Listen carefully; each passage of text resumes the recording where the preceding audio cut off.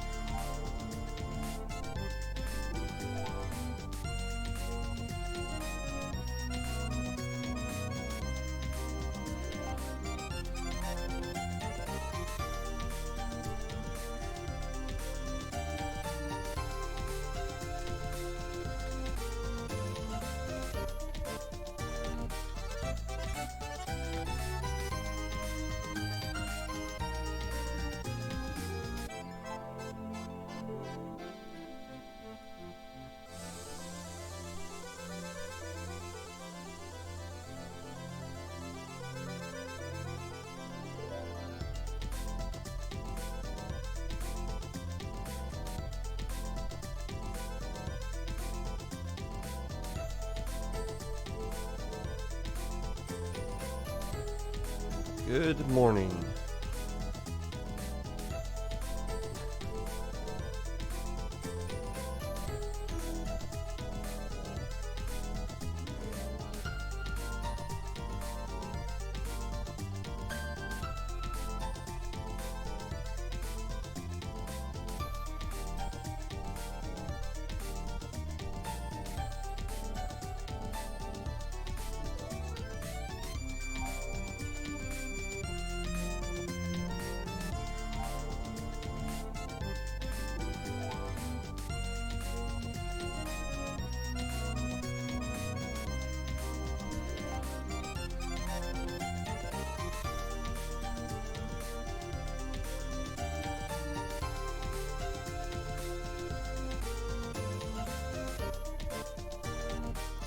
Is TOing going? Yes, it should be fine. Should be fine today.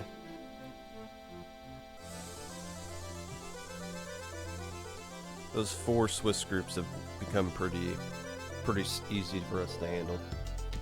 2 Swiss groups is nothing.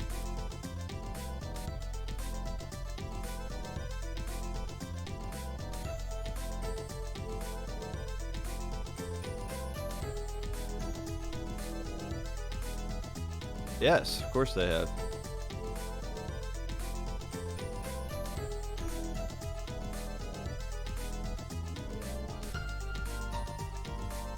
I gave them the same answer we always give them.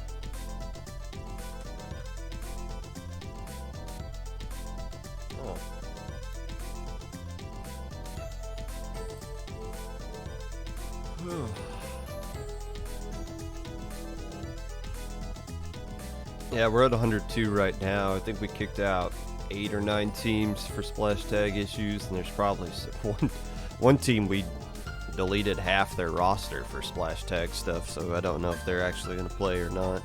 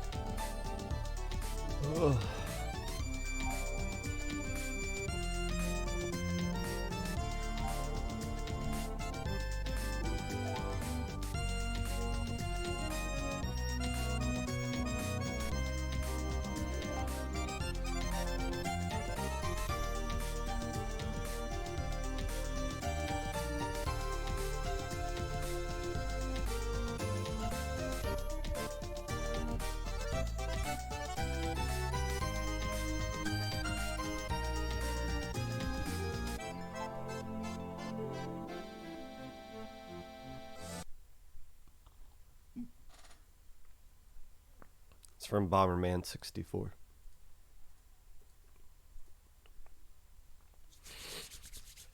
Hello, friends, and welcome back to the Popcast. Whenever you're listening to this, whether it be live or a VOD, Twitch or YouTube, or Spotify, well, you're still waiting for your Week 1 opponent to respond to you, allowing Wahoo World to be overrun by the Salmonoids, casually walking on stage of the Game Awards to shout out some nonsense about Rabbi Bill Clinton, whatever it is that you're doing right now. I appreciate you taking the time out of your day to listen to this, unless I don't. If you are somebody who is joining this for the first time thinking this is some sort of Pokemon thing, it is not. This is a competitive Splatoon thing. You're welcome to stick around and listen to this anyways, but yeah, sorry for the lack of Pokemon content on this channel. Congratulations to competitive Splatoon 3, or not competitive Splatoon, but just Splatoon 3 in general for winning multiplayer game of the year from the Game Awards. I guess that's a good thing. I mean, I guess you'd rather have that award than not, but it doesn't mean anything, right? I mean, all these awards are just pointless, right? It's not like, is this going to increase sales or help the Ethernet issues or anything? Or if they didn't win, it's like, I don't know. I guess it's a good thing, but I don't really care. Is it fine if I don't care? Is this something I should be caring about? I don't know. The Game Awards, I've watched like bits and pieces of it throughout the past couple of years, and every year it's just been like, wow, I don't want to watch any more of this. So I don't really think I care much about that. And I've been told all the time, I forget, Chugga Conroy was like, oh, Chugga Conroy's streaming Splatoon. Lowink's going to blow up. You're going to get like 300 teams on it for Lowink because of this. And it's like, no, that's not how that works. So, okay, they win Game of the Year. Congratulations. If it actually means something, though, it's going to take a while for that to actually take effect, and I don't think it's going to. There was no Popcast yesterday. This is the first time I've ever done a Saturday podcast. It's the first time I've ever done one this early in the morning. I'm barely awake right now, if I'm being totally honest with you. I didn't do it yesterday because I didn't want to distract from Ludi. The first Friday of the Ludi season is always really awesome. You just see Twitch is just blowing up, and Twitter as well, all night long with the first week, because everybody's playing. You know, after this week, people will start dropping and stop streaming their matches and all that stuff. But at least for the first week, it's going to be fun. It'll continue on tonight. I know several people are playing Lilo Inc. and then immediately playing their Ludi sets directly afterwards. So there you go. So I didn't want to stream last night, competing against all that stuff. I would much rather commentate Cherry Limeade and Prelude on Falco's channel. Falco's doing some fantastic stuff with the events that he's been putting out there. So it's awesome to see. Also, if I'm being totally honest, I am overworking myself in this community. Last week, I was part of the Ludi Seating Council, seating 400 some odd teams. Ran a Splat World Championship qualifier. And we had to verify everybody that played in Low Inc. this week. We didn't really have any time to do it last week, so we had to do all the verification this week. This is my third Popcast episode this week, so I apologize if I seem a little out of it. I'm doing too much. I'll be straight up honest. I'm doing a little bit too much. But why am I doing so much? Because this is fun. This is a lot of fun. It really is. All the things that I do in the competitive Splatoon scene. So I'm going to keep doing it until it stops being fun. And when it stops being fun, I'll just leave and you guys are going to be screwed. But it's fun for now, so I'm going to keep doing it. Also, it's episode 150 of the Popcast. 150 episodes of this thing so far. So far. How far is this going to go? What number are we going to stop at? I don't know. But we got to 150, and maybe we'll get to 151 if things work out correctly this weekend.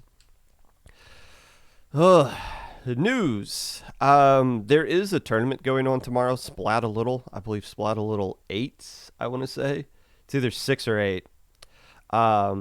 So if you are listening to this and you're not signed up for Low Inc., you can play on that tournament tomorrow. I believe it starts at the usual 1 p.m. Eastern Standard Time. Feel free to correct me if I'm wrong. I did catch a couple of teams that are signed up for Low Inc. and signed up for Splat a Little tomorrow. It's like, wow, you have no confidence in yourself. You think you're just going to get completely erased on Sunday. On Friday, so where you're going to be available to play and Splat a Little on Sunday, so be it. But hey, Low Inc. has always run at the same time as other open skill cap tournaments or tournaments without a skill cap. And tournaments have always run during Low Inc. without asking, hey, is it fine if we run this during Low Inc.? And that's how it should be. Tournaments should be running during Low Inc., and we're never going to complain about it. And we don't expect anybody to ask us about it either. We like having those tournaments because A, they do really successful when they run at the same time as Low Inc. And B, it's a great little thing for us to point to when somebody's in help desk throwing a hissy fit that we think they're too good for Low Inc. It's like, well, we know you're available, and here's this tournament that's going on at the same time. Why don't you sign up for that? Oh, you won't sign up for that? You just wanted to stay in Low Inc. and try to win Low Inc. because you felt like you were better than everybody here, but you don't want to go up against actual competition in an open tournament? That's weird. We know you're available. We know you're not doing anything else, but regardless, play and Splat a Little on Sunday if you got nothing else to do. Today we are going to be previewing Low Inc., talking about my top 10 teams and doing a little bit of a deeper dive into several other teams. I know there's some people that were sad that I didn't talk a lot about their team in the Ludi preview because there's 462 teams. I can't spend a crap ton of time talking about all of them. But we're going to go back and recap a lot of those teams coming up. All that and more this morning. But first,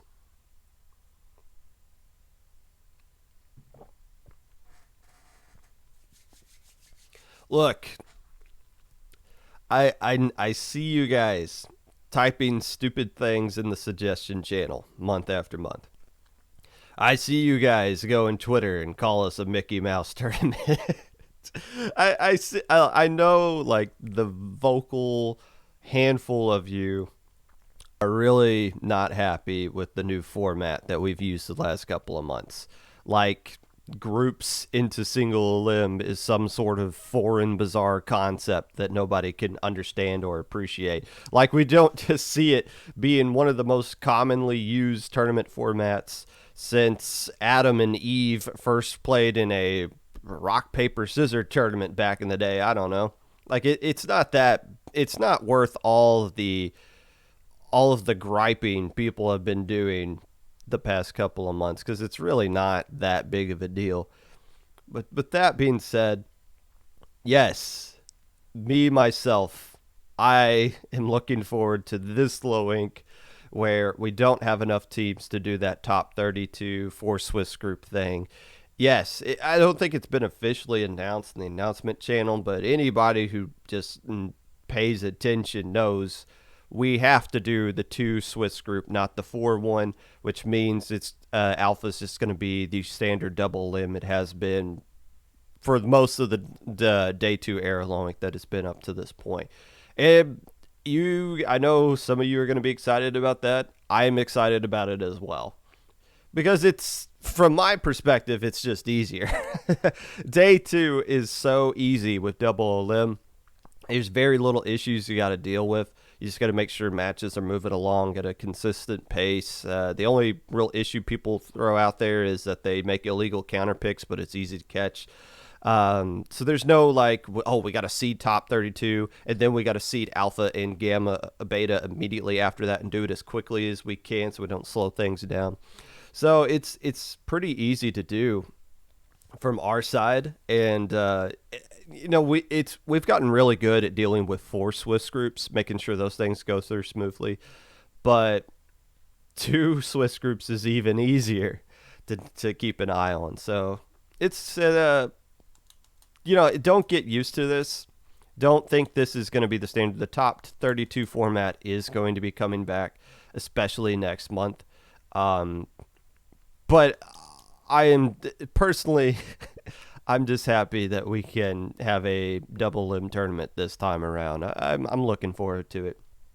We could all use the chill month for a change with a good old-fashioned low ink. I don't want every month to be like this. I like the fact that low ink is growing in general. And why are the numbers down? Why do we only have 102 teams this month? That's just how December is. December is always going to be one of the worst months of the entire year. You got Ludi sets going on. Tons of them are going to be played today. I'm sure some teams are dropping out of low ink just so that they can play their Ludi set because the only time they're available were during low ink. It's also earlier in the month.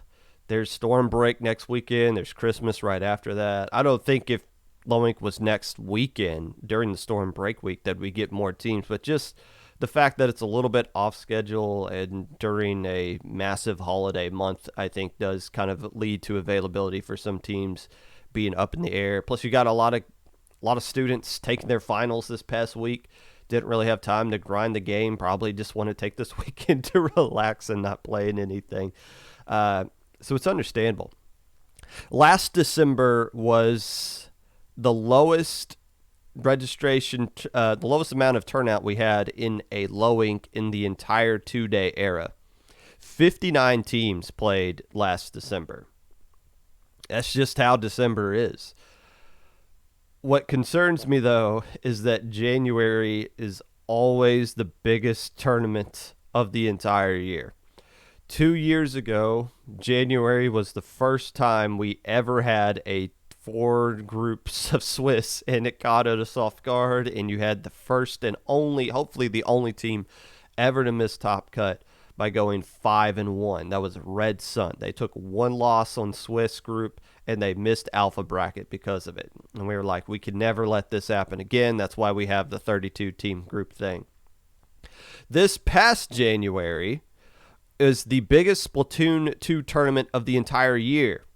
83 teams, I believe, is what we had. We never got that high. That was the last highest Splatoon 2 tournament that Low Ink has ever seen, and I doubt we'll ever do Splatoon 2 again.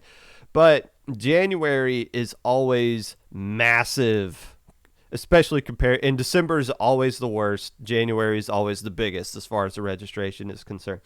So just looking at those numbers, and we look at October, and we had like 170 teams, and it's like, oh no, we're going to go over 200 in January. I wouldn't be surprised if that were to happen. And at that point, I don't know. I think I call in sick. But I fully expect us to have a massive tournament next time. So enjoy this normal, chill Low Ink while it's here. Because next month is going to be out of control. Even with lower numbers, we're at the 102 right now. That number is going to dip below to the low 90s by the time the tournament actually starts. You'll have teams that'll drop. You'll have teams that'll fail to check in. You'll have teams that'll just not wake up or whatever. So that number is going to dip down even more. I would expect we're going to be in the 80s by the time Swiss is done, for the teams that'll drop out of that. But it doesn't really matter, Loink, even when we were having way low, like 50 to 60 teams signed up, even in those tournaments, Loink has always been about quality and exciting matches with something on the line. Even in that 53 low ink, we were still getting about 250 to 300 people watching grand finals live.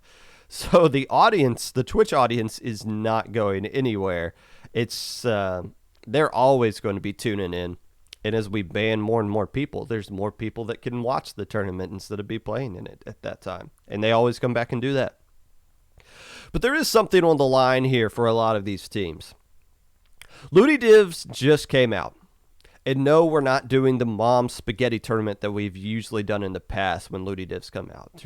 Traditionally, if you were a traditional low ink team and you played in low inks leading up to the most recent Ludi Divs coming out, and you get placed in Div 4, which is the official cutoff, that's the nope, we're not letting you guys in if you're Div 4.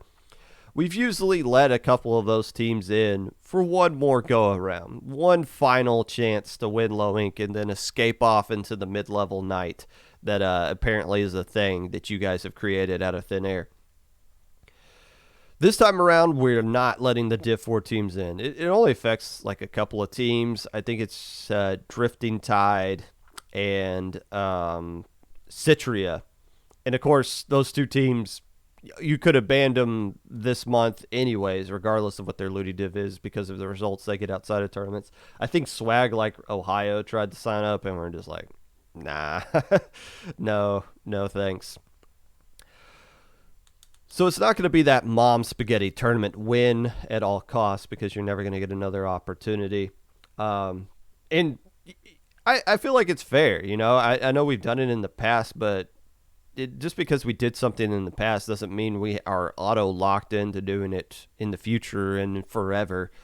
And those Div 4 teams that we've let in for the last low inks have historically done absolutely horrible, like failing to make alpha bracket or getting eliminated at the very beginning of alpha bracket. Like, Div 4 teams suck in low ink. I think just the pressure of knowing that it is their final low ink gets to them.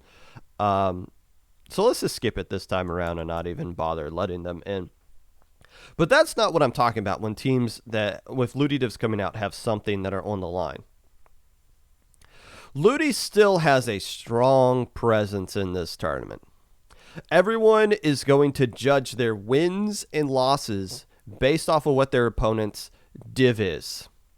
Oh, we can't lose to these guys if we're going into a game 3 and it's tied 1-1. They're 2 divs below us. They're going to clown us on Twitter if we do that. Versus we can get an upset against this team that is 1 div above us. We can prove the seating council doesn't know what they're doing. We can beat this Div 5 team as a Div 6 team. Let's go. You're going to see that a lot this weekend on Twitter. Get ready for it. And so be it. You know, it's fair. It's understandable. Ludi Divs are been out for a whole week now. So if you guys want to judge yourselves based off of those numbers, it's completely understandable that we would do that. Teams are looking to prove that they got missed by the seating council as well. I know some people are saying, why am I in this div when I should have been 2 divs above? All right, well, now's your opportunity to prove it. Now's the opportunity to get that div that you claimed you were in your Discord bio, but it doesn't fan out in reality. Okay, well, now you can kind of say, yeah, I actually am that Div 3 player that I told everybody that I was. You can do it right here. We're all watching. Talk is cheap, but we're paying attention right now. If somebody wants to come out and get some monster wins in this tournament, we'll all pay attention to it, and you guys know I'll catch it and talk about it on Monday of the Popcast. So that's the mindset that you're going to be seeing going into this tournament. But keep in mind, though, you can't get reseeded in Ludi. All the results that you are going to get this upcoming weekend cannot be used to reseed yourself in Ludi because the Ludi Divs came out on December the 3rd. The results you get today do not count a week ago into the past on December the 3rd because you didn't have these results back then. You saw a lot of that last time. This team went on to win SOS about a month after Ludi Divs came out, and they got Div 3. Well, the seating council was biased. That's why this team wasn't in Div 3. No, you're in Div 3 because you didn't win SOS a month ago. That's not how that works. We can't seed you guys based off of results that we are going to predict that you guys are going to get a month later or a weekend later. The fact is, whatever you guys do in low ink, you didn't do it a week ago, so you can't be seeded based off of something that might happen in the future. It doesn't mean you can't start improving, though. It doesn't mean you can't start flexing your muscles and say, we were underseeded because we hadn't shown ourselves just yet, but we're going to show everybody who we are this upcoming weekend. And just because you have a certain number next to your name doesn't mean you're not allowed to play with a chip on your shoulder. Legato was a Div 6 team during the most recent, or not the most recent, but during one of those Ludi seasons, and they came in and ripped everybody apart. Ink Reapers won low ink as a Div 7 team. And there's countless other examples, but those were the two that I could come up with last night as I was writing this episode / halfway falling asleep. But there are several teams that have been under-divved that have gone on and proved it in the next following low ink, and that could very well happen this time around. I don't think I have anybody, spoiler alert, in my top 10 that is outside of Div 5. There might be one Div 6 team in here. I doubt it, though. Div 5 being 48 teams, it's hard to not get into Div 5 if you're not that kind of team that's capable of doing it. But still, it doesn't mean there's not a Div 6 team that can't just pop off and have a good weekend. We've had teams, regardless of divs, come out of nowhere and just start flexing on people. Ink in the System, a great example of that. Aquatic Vanguard, when they feel like they're having a good month, a great example of that. Teams coming out of nowhere. Not them. Banana Basics, Pixelated, Red Sun. Like, just because there are new Ludi divs doesn't mean you're going to not see the same great storylines that you usually see in low ink. It doesn't translate to anything. Divs also don't give you any kind of advantage in a tournament setting. You don't get to start the game with a 5-point lead because you're a div above your opponent. When the game starts, none of that really matters. It's not about this div versus that div, or this percentage in launch point versus this percentage in Ink Odyssey, or that team has this many Twitter followers versus that team has this many followers on their Hive account, or how many hours you put into the game versus how many experience point things this other team has eaten to boost up their levels. Like, none of that matters. None of that does anything to the final score. When the game says go, it's just me versus you. That's it.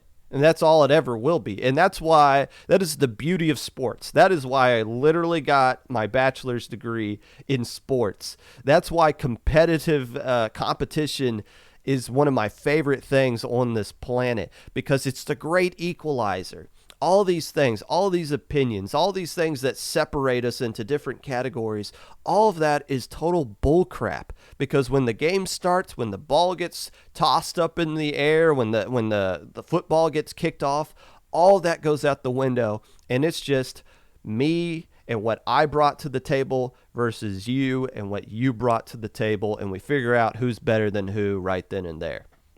That's awesome, and that same logic applies to low ink and every other tournament in competitive Splatoon. Remember this: divs are just opinions. Results are fact. So go get some results this weekend. We're all going to be watching.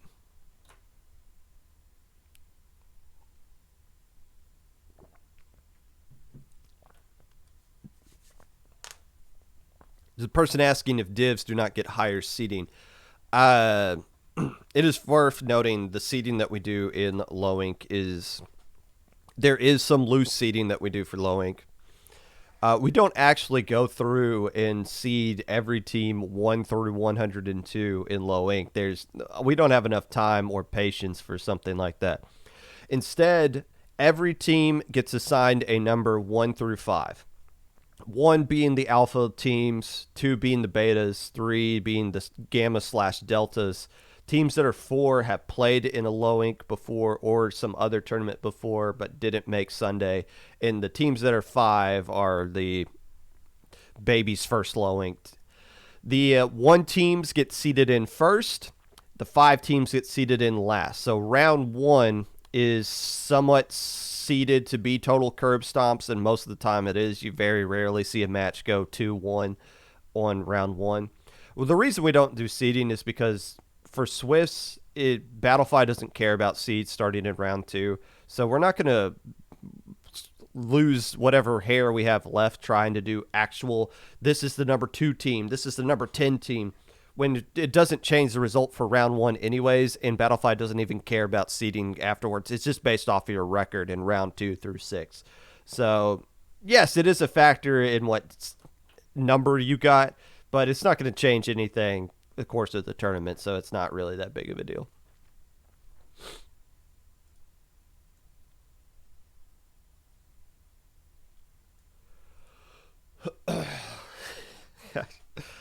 All right. Some of the teams that have signed up for this tournament that I want to talk about. There's actually a lot of them.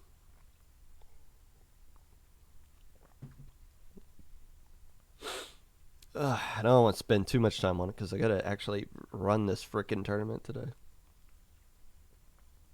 First off, let's talk about Marine Melody. The Marine Melody being one of those teams that are... how good are they actually? Because they've been popping off in the last couple of tournaments, not just low inks, but some SOS tournaments. They've been doing some impressive things as well. A lot better than what Marine Melody has done earlier this year. I saw them get 3-0 pretty convincingly by Aquatic Vanguard yesterday. And that's kind of to be expected when you got a 48-team div. Which was Div 5. You just got to be able to put some teams in there that are just like, okay, they're not going to be favored to win this, but they're just, of all the teams that are left, these teams had the best opportunity to kind of hold a candle to some of these teams. And Aquatic Vanguard's just tough. The question is, though, is Marine Melody who they showed us they were yesterday, or is that just a case of Aquatic Vanguard being that good? I think it's a little bit of combination of both, but Marine Melody is one of those teams that are just, and everybody should be raising an eyebrow at going forward because they have been improving dramatically over the past couple of months. Photic Zone. I think I did have them in my top 10 last month, but they didn't play. Could have made the case for them to be honorable mention. I just don't know what to think of this team. I don't know if they are a contender to win low ink or if they're a team that's not a contender to win it. I have absolutely no idea. I know they played. I think they did play their Ludi set, their week 1 Ludi set already. And they did lose 5-3 to Yorha. Yorha did play in the last link. I think they were an alpha bracket team, but I just don't know how good Photic Zone actually is. I got a sense that they're good. I mean, they're clearly a Div 5 level. It's not like Yorha blew them out or anything like that, but I just don't know how good they are in the sense of low ink. We need to actually see them play in low ink, and they haven't done that since becoming a team. Rolling Squids, kind of like Marine Melody, have been looking really good the last couple of months. I don't know what happened to this team, if they got the right coach or they just got their roster set or whatever, but they've been rocking and rolling as of late and probably will contend, even though only 16 teams are going to move on to the top cut of day 2 this time around. Because the less teams signed up, I feel like Rolling Squids can steal a spot in there and make a convincing case to make alpha bracket as opposed to just top 32. Us and Surf and Turf are doing our Ludi set today after lowing. You and a lot of people are probably going to be doing that. But that should be a fair set to see. Hopefully you guys aren't too burned out by that point. Polyamorous Gamership. We need to see these guys. I need to find a way to get them on stream at some point today. They won Gamma Bracket last time. I don't think they won their set yesterday. They are a Div 6 team, correct? They should be. If not, I'll take the L for that. Yes, they are, and they did lose 5-3 to the Orca Ballestras, one of the team that would have been playing today if they actually put in their splash tag, but they're not. But still, Polyamorous Gamership, that's a team we all need to be keeping an eye on. I'm going to see if we can get them on stream at some point today. It just depends on who they play and at what time it is. Dive is making their first appearance in Low-Inc since May, where they made beta bracket. It's been a long, long time since we've seen Dive play in a tournament. You know who Dive lost to back in May? J. Croutons. Twice. They took him to a game 3 back in May, lost to him, and then took him to a game 5 in beta bracket and lost to them. So went 3-5 with J. Croutons, a team that went on to win Low-Inc in the couple of months going forward. So Dive, nice to see them back in here. How good are they actually going to do? I don't know. Beta / maybe alpha spot potential for these guys. The Tinta Shrimp Cocktails.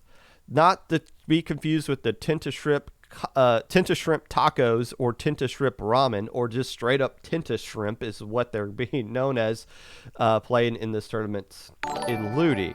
In fact, it's just Tinta Shrimp Cocktails this time around. I have no clue how good they actually are. Absolutely no clue. I do predict the Tinta Shrimp team in general to win Ludi. They're Div 8. But how good are they in Low-Inc? I have no idea. I would expect them to make Sunday. It's just where in the 3 brackets they fall. Absolutely no clue. The Krusty Crew coming back in for their second straight Low-Inc, a.k.a. 2 members of Krusty Crew and 3 members from Enigma. Why is this team called Krusty Crew and not Enigma? Enigma owns more market value in this team, more shares in this team. They should rebrand to Enigma.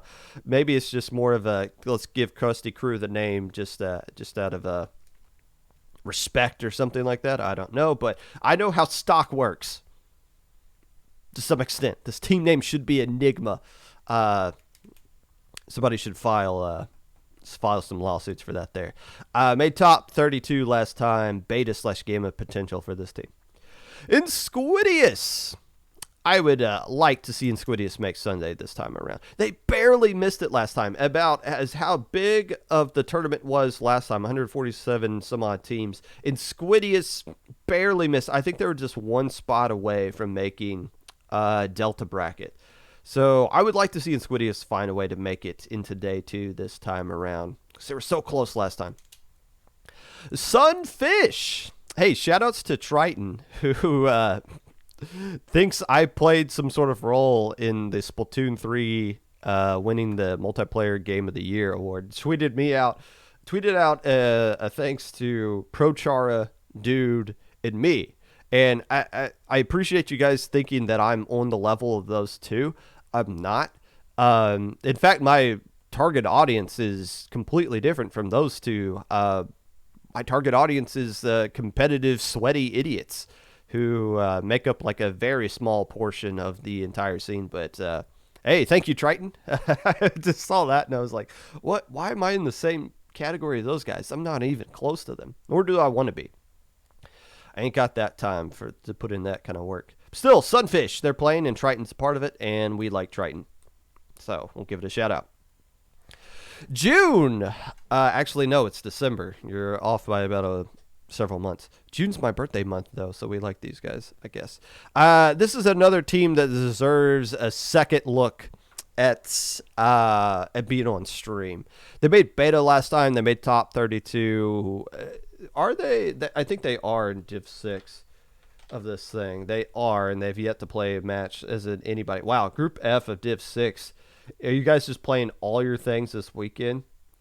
I guess this might be a mix of NA and EU, that group, so that might just mean every match is going to be played on the weekend when teams are available, so be it. But June is a team we need to be keeping an eye on, because I feel like they'll probably find a way to make Alpha this time around as a Div 6 team.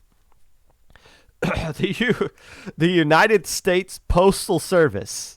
Hey, teams really struggle with being consistent in Low-Inc. So to fix that, go with one of the most consistent things on planet Earth, the United States Postal Service. How about that? I wanted to say this was a pickup of players from OK Woomer, but OK Woomer's playing in this tournament, so I don't know what group this conglomerate hails from, but the United States Postal Service working extra hard during the holiday season, but still taking time off to play in low ink. Probably will make it a beta, if not better, as well. Honeypot. Hey, I saw Honeypot was sad that I didn't say anything about them in the Ludi preview. Of the 462 teams, they were one of the few teams I couldn't talk much about. Sorry, Honeypot. I'll talk about you right now. You went 3-3 in October, okay? You happy? We should probably find a way to get Honeypot on stream today as well, so that we can enjoy. Do they have a cute little bee logo? They should. If they do, we'll find a way to get them on stream. How about that? The Boston Squid Party. These guys made top 32 last month. They won their Ludi match this week, didn't they? Or am I tripping about that? They should be Div 6. And they did. Who did they beat? They beat OK 5-4. You know, if I actually looked at my notes, I have that written down on my notes as well. So why did I even... I was up a little bit late last night cramming this episode together, but Boston Squid Party beating OK 5-4, which was the number one seed in their group. As Boston Squid Party, the Boston Squid Party was the number 6 team. So technically an upset if you care about Ludi seeds, which I guess maybe you should, maybe you shouldn't. I don't know. But Boston Squid Party, are they going to make a spot in the alpha bracket? Possibly. This is going to be one of those teams. I talked about last month how I was going to say a few teams that were going to be like the sea of next year, a team that's going to like start at the bottom and just grow over the course of the year. That might be Boston Squid Party. It might just be. They're not there now, but they're going to be at some point. What do you mean they're not signed up? They were. Did they drop or something? Oh, they are not signed up. We have them on our sheet. We have not removed them from our actual sheet yet. Sometimes teams just sign up and drop and don't tell us, and then we're like confused at the beginning when we actually try to seed some teams. And it's like, whoa, wait, why did this team not check in? We didn't remove them from our actual sheet that auto like fills in all the teams into the thing. Okay, well, never mind. I take back everything nice I said about Boston Squid Party. Inkception. Inkception. Hopefully these guys are still signed up. They missed Sunday last time, even though they won Little Squid League number 25. And they got a solid Ludi win in Div 6 as well, going 5-1 over Uplight, coming back in here to this time around. I like the fact that we're getting to the point to where you can win Little Squid League and still not be crazy competitive in low ink the next month. It was cool how you would win Little Squid League and then automatically make Alpha Bracket, but I feel like there should be a little bit of separation between those two tournaments. Not saying I want Inkception to struggle. That's not at all what I'm saying. What I'm saying is I like the fact that it is difficult for Little Squid League teams to bump up there. That just proves that Little Squid League's getting the separation between those two tournaments is starting to grow a little bit. Waterfront. I'm talking about Waterfront here and not in the top 10 or honorable mention. I said I would follow one of their members if they won this tournament. It's going to be a tough task for them to do. I feel like they are an alpha bracket capable team. There's just a lot of strong monsters that are up ahead of them at this point, but the offer still stands. If Waterfront wins, I'll follow. In fact, I'll do it for anybody. If anybody wins this upcoming tournament, I'll follow them on Twitter, and if you're cringe, I'll unfollow you a month later after you forget. Maybe a week later. I don't know. Some of you guys are really cringe on Twitter. I'm not following any of your Hive accounts, though. I'm not making one of those. The Territorial Water Otters. Here's my big, bold pop gun prediction of the month, sponsored by Toyota. I'm predicting that the Territorial Water Otters are going to have a big step up this month. I feel like this is the month they're going to take that big step up, become a gamma/beta level team and make some noise. What's big stepping up mean? I don't know. It's vague enough to where I can make it mean whatever I want it to mean on Monday's episode of the Popcast. My voice is gone. Time out.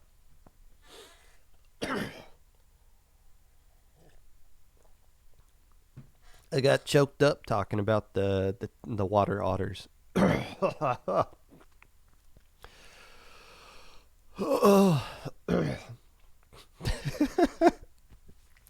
The Joke Raiders.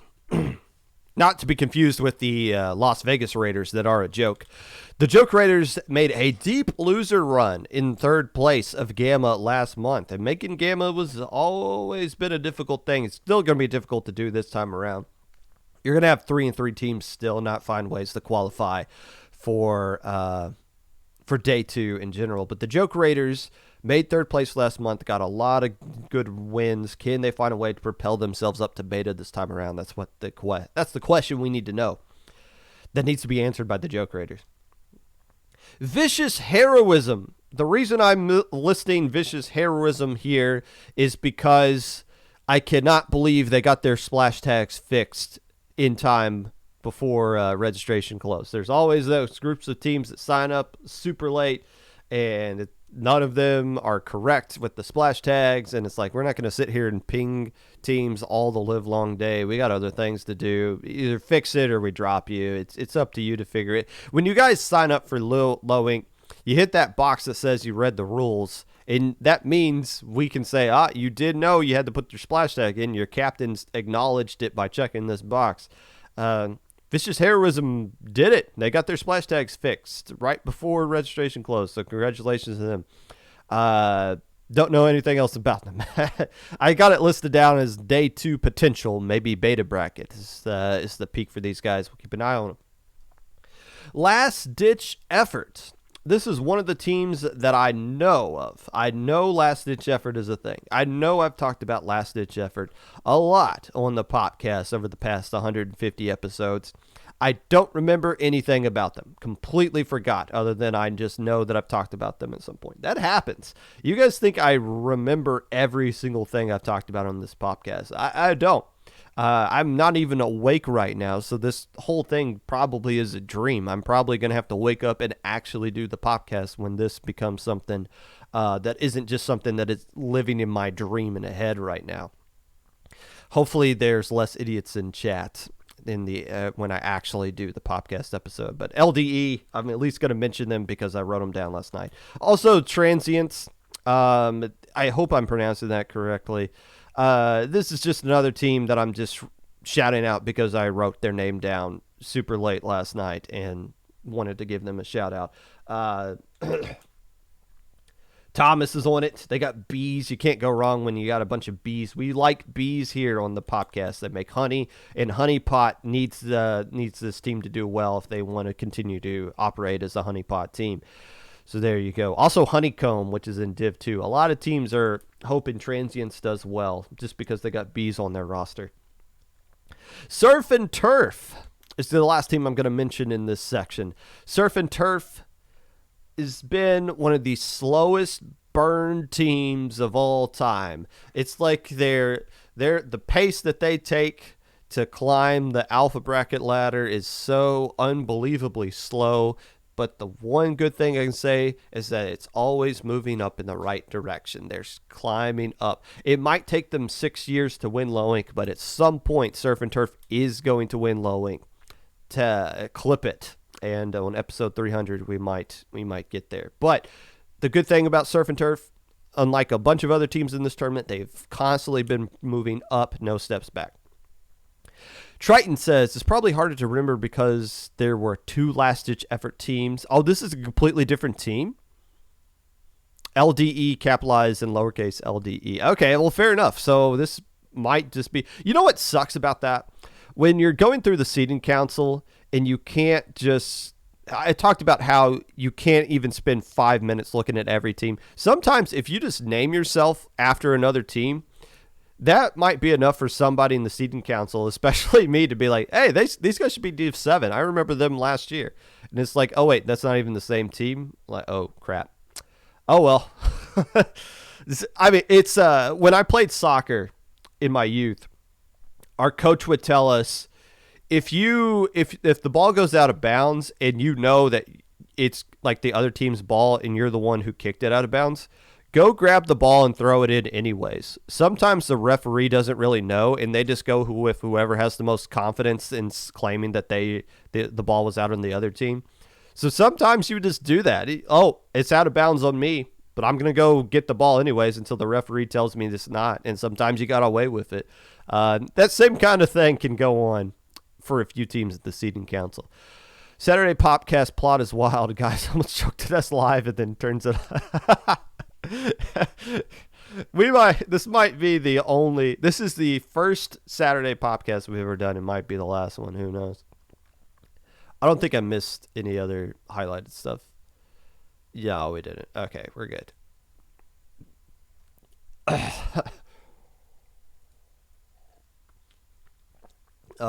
You know what?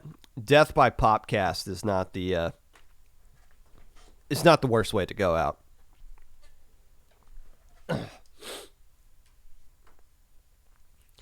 I don't condone cheating. I condone not getting caught. I condone not getting caught while cheating. That's what I condone. Let's look at the top 10. Call it a day.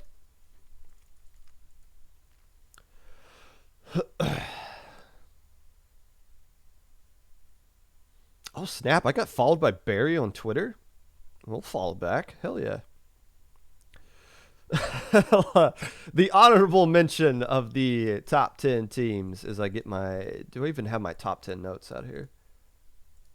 What do I do with that? I always type out my top 10 notes and I couldn't print them out. So I'm going to do this awkward thing where I'm going to look here, but I'm not actually looking at you guys. I'm looking at the notes. So I hope you guys don't say anything cringe. Before we get into that, honorable mentions. I got 3 of them here. First off, Team Biscuits. Now, here's my question for Team Biscuits is, what biscuit are you?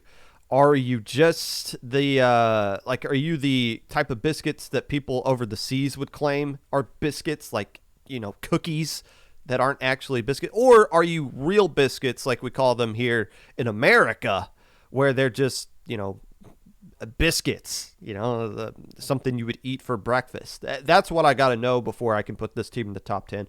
But more so, somebody in chat last month was talking about how Team Biscuits was going to go on and win the whole tournament. I was like, what am I missing here with these guys? They did pretty well.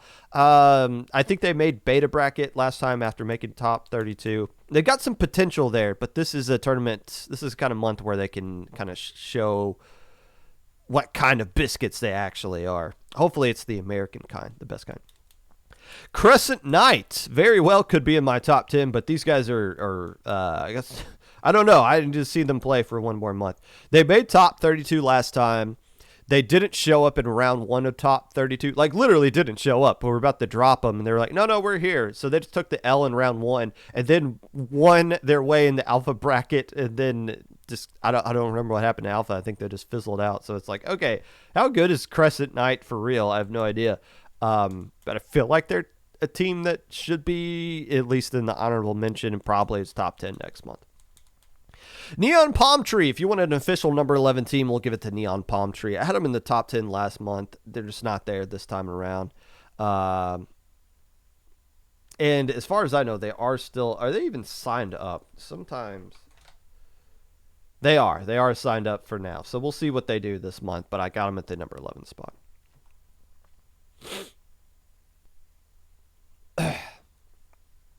And now... the top 10 teams who have the potential to win Low Inc. this weekend. Number 10. Sanguine Seas. This word is way too smart for me. Google says that it's about being positive in tough situations. Or it could also just be the color red. So this could literally just be a team about the sea of blood. All I know is these guys are pretty good, and it might be a little bit underrated. In their Div 5 Ludwig group, they were seeded 6 out of 6 teams. They went on to beat the number 1 seed in their group, Arithmetic, 5-3. Last month, they made Alpha Bracket and took a team called RNA to a Game 5 on stream. That same RNA team that finished 3rd out of 147 teams. I think there's a lot more to the C's team than meets the eye, and they could be due for a big month that would allow them to win it all, which is why they have to be in this top 10 somewhere.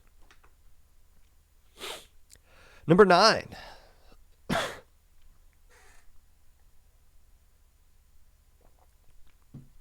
Alliance of the Dam has to be somewhere in the top 10. And I feel like them being at number 9 isn't really a knock on them, but more so a testament to how good all the teams above them are. Alliance of the Dam did make top 3 in the biggest low ink ever, and that's something they will always be able to say. But they followed it up by going 0-3 in top 32 of the following month, only to get eliminated in beta bracket in round 2 by inking the system.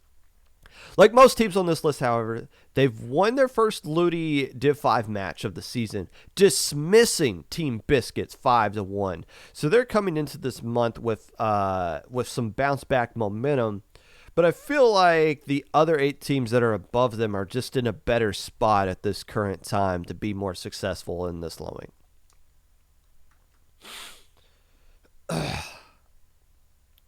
Number 8.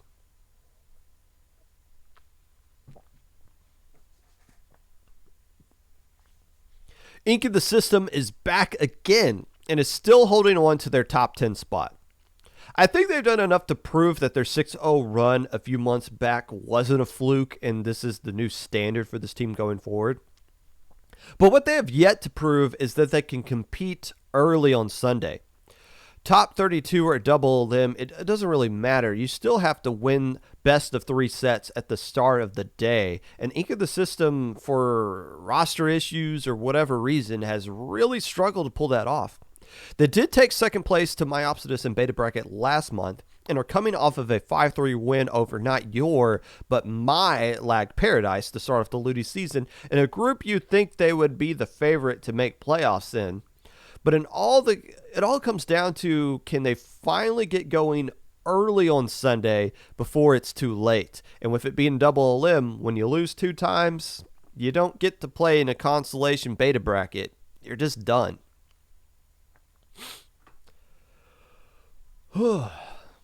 Number 7. I don't think Pixelated played last month. I know I'm getting older and I'm tripping, but I actually don't remember why teams that did check in don't actually show up in the Swiss stage and stuff like that. Regardless, it doesn't matter. I'm not hype on this team because they made Alpha 2 months ago, more so because they took care of business in Speed Ladder, beating teams like Squid Row, Spectra, Jelly Squids, the Jelly Squids, and Ink Sync.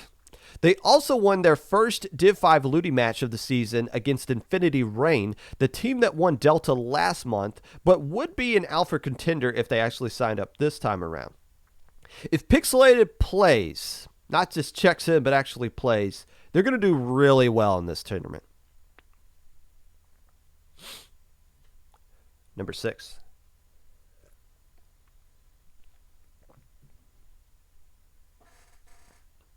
Red Sun is in a defining kind of tournament for them this month. Did I say Red Sun? Red Pacific. Wow. This really is a dream. I'll start over. Red Pacific is in a defining kind of tournament for them. They made top 32 the last 2 months, getting out of their Swiss group very comfortably. Made Alpha Bracket 2 months ago, fell to beta the month prior. The question for them is, what level of contender are they going to be going forward? We have seen teams make statements in this tourney and then slowly start to lose ground and just kind of be stagnant in Alpha Bracket forever. We've also seen several teams in Red Sun's position where they pop off and immediately win the tournament before someone else can jump in front of them. So this is Red Pacific's month to take a huge leap forward, like win it all and making the podium. And if they don't do it this month, their opportunity might slip away from all the monsters that we know they're going to be signing up this month or next month. Wow. Did I say it again? We're going to get through this, guys. Man, the tournament. I still got to run low ink today. It's going to be horrible. Number 5. Good news for Myopsitus. After spending 2 months in a row making their identity about complaining about one of the most basic tournament formats in all of human creation, we're going back to the double elimination format this month. The bad news is they've been losing twice on Sunday anyways, regardless of the format. They won beta last month, and they're still capable of winning alpha. And TBH, maybe just the mentality of knowing it's a double elimination tournament will give them the edge that they need to get past those losses they've been taking in top 32 stage on Sundays the last couple of months. It's been a long time coming, and it's clearly win or bust for them. So just go out and win this one already, Myopsitus. You got the roster to do it. Just go do it. Still got 4 teams ahead of them, though. Number 4. This is going to come back to haunt me, as it always has. But I'm willing to buy stock into Aquatic Vanguard right now. I know they've been all over the place. I know they made top 4 some months and then fall all the way down to Gamma Bracket the next month.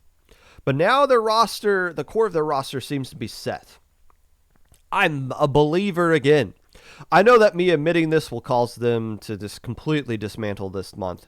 But who cares? You can't argue with their 10-1 record last month. I've seen Twig be a little confuddled on Twitter with how they want to use Charger, and I think are just kind of stuck with Brush at this point. Sucks for them. However, Twig is on the perfect team to have a weapon crisis.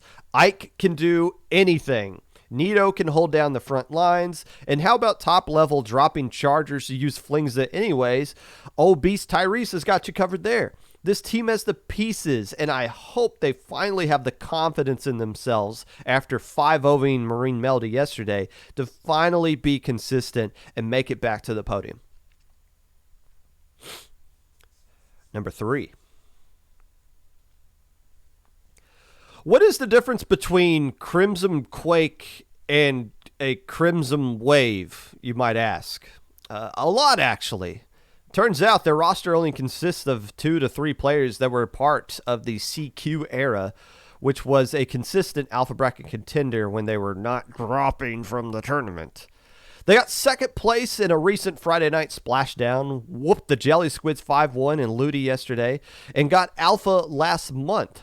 This is a solid contender to win the entire tournament. CQ never lived up to the hype of Alpha Bracket on Sunday, back when CQ was a thing. But this CW team, I have a lot more faith in this time around.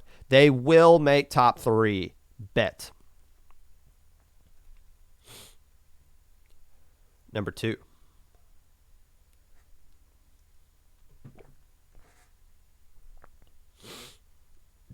You thought CQ was a div too good and banned? You thought wrong. Number 2. Banana Basics has some Cherry Dolphins energy to them. First month of low ink, they make alpha. Second month, they win it all. Girl Boss is an absolute stud. Wooly is a menace on the roller. And they play in tournaments without skill caps. It's a recipe for success. I think they're going to do really well in Div 5 of Ludi this season as well. I don't know what will happen first, though, winning low ink or getting banned straight up. You never know how many opportunities this team is going to get, because eventually they're going to get kicked out of this tournament because they're racking up the results, getting close to racking up the results necessary to do that. But this might be the best opportunity Banana Basics is going to have ever to win this tournament. And if everything stays together, they're going to be just fine and will probably find their way into grand finals. And finally, out of all those teams, none of them are actually going to win low ink. In fact, it is going to be this team, my number 1 team that's going to win low ink this month. Is Opium a legal team name?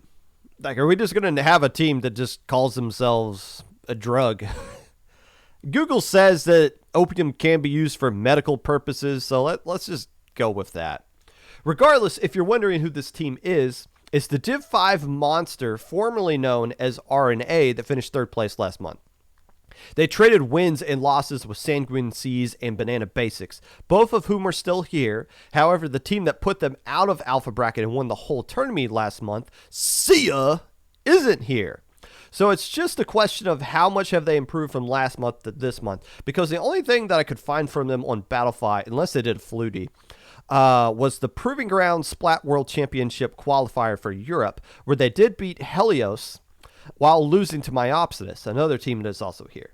It's not a slam dunk that they'll win this tournament, but seeing the trend of how traditional alpha teams usually let a team come in and win low ink in their first few tries makes me think Opium is going to be dealing with some copium this time around and will find ways to win the tournament.